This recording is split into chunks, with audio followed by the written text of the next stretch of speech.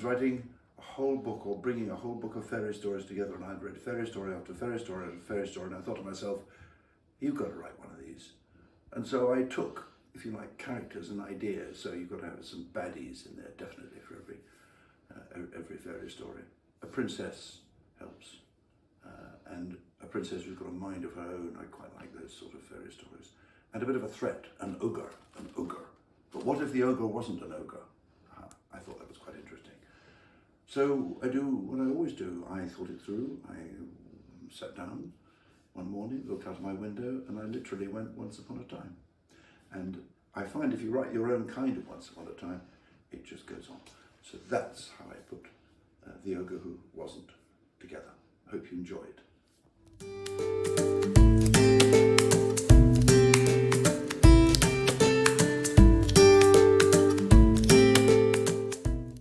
Well, the truth is, I'm a bit of both.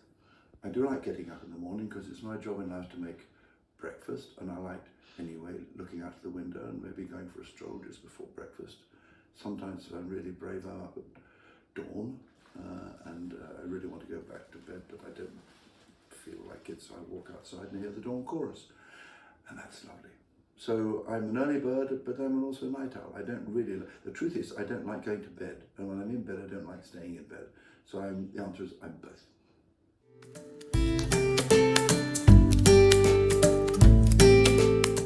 I think just at the moment, with the way the world is and the amount of destruction we've carried out in the world in the last few thousand years of human beings ruling on this planet, we should all read a book called The Man Who Planted Trees. The Man Who Planted Trees, by a French writer called Jean Genot. And I would urge all of you to read it.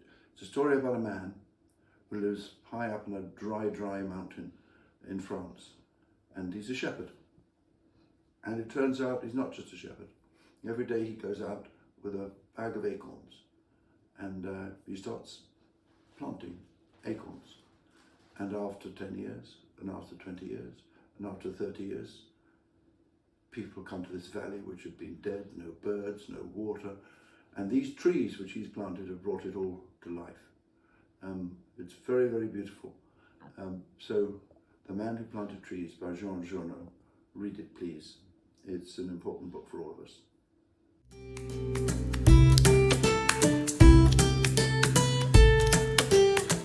My favourite creepy-crawly. Well, I'm not that fond of the great big spiders you find sort of struggling around the bottom of the bath. I tend to ask my wife to put those out.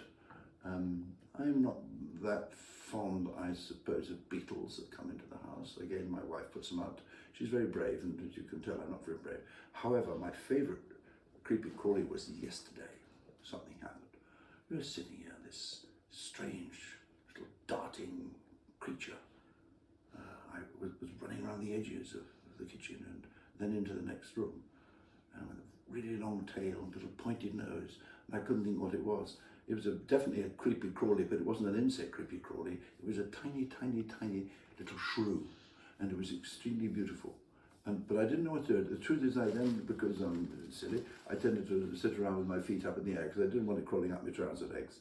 And in the end, we had a cunning plan, and we all sort of got around, and we opened the door, and the shrew that had come in went out and is now happily living, happily ever after, outside, as all good fairy tales end. But it was real.